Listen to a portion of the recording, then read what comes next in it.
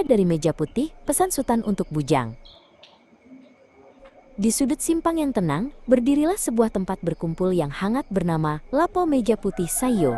Sore itu, Sultan duduk bersandar sambil menyesap teh taluannya.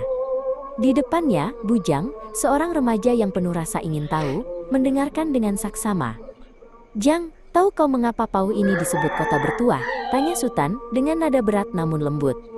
Suasana lapau yang akrab menjadi saksi dimulainya sebuah cerita tentang jati diri dan kebanggaan tanah kelahiran mereka.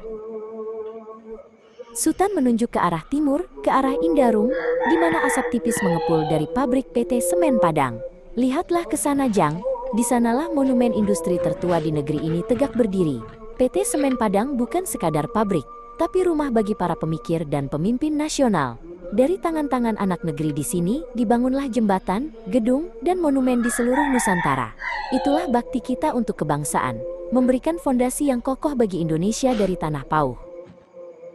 Bujang memandang ke arah yang ditunjuk Sultan, membayangkan ribuan orang bekerja keras di sana. Sultan melanjutkan, "Banyak tokoh besar bangsa ini yang meniti karir dan mengasah kepemimpinannya di sana.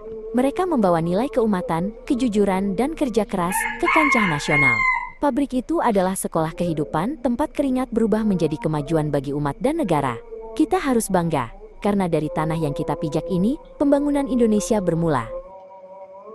Kemudian, Sultan mengalihkan pandangannya ke Bukit Limau Manis yang hijau. Di sana, kampus Universitas Andalas berdiri dengan megahnya. "Lalu lihatlah ke atas sana, Jang. Unan adalah menara gading yang membumi.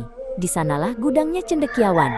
Mahasiswa dari seluruh pelosok negeri datang ke Pauh untuk menimba ilmu. Mereka belajar tentang keberagaman dan persatuan di tanah Minang ini, sebelum akhirnya kembali untuk memimpin bangsa dengan kecerdasan yang dibalut akhlak."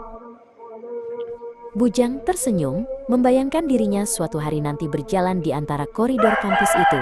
"Berarti kita ini orang-orang hebat ya, Sultan?" tanya Bujang polos. Sultan mengangguk pelan.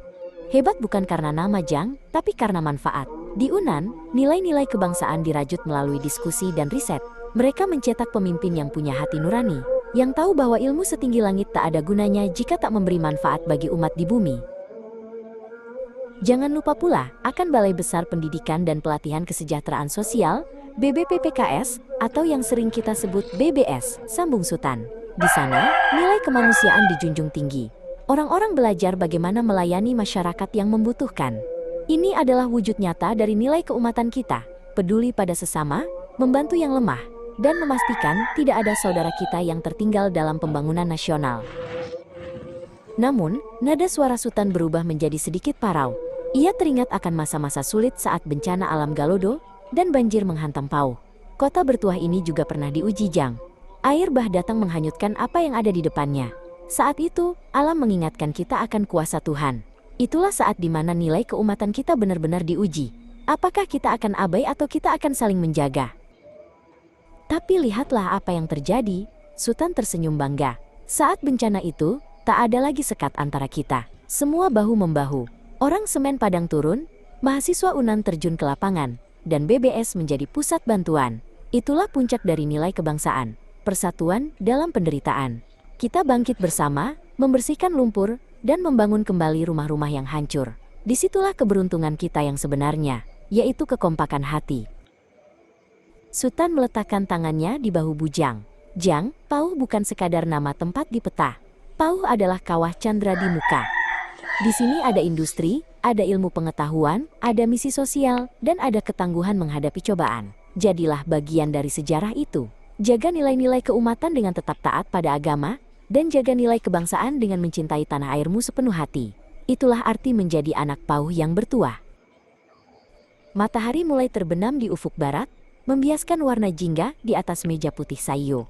Bujang berdiri dengan tegap, merasa dadanya dipenuhi semangat baru. "Terima kasih, Sultan. Ambo faham sekarang. Ambo akan belajar rajin supaya bisa jadi kebanggaan Pauh dan Indonesia," ucap Bujang mantap. Di bawah langit Pauh yang teduh, seorang pemuda telah menemukan jati dirinya sebagai penjaga nilai-nilai luhur bangsanya.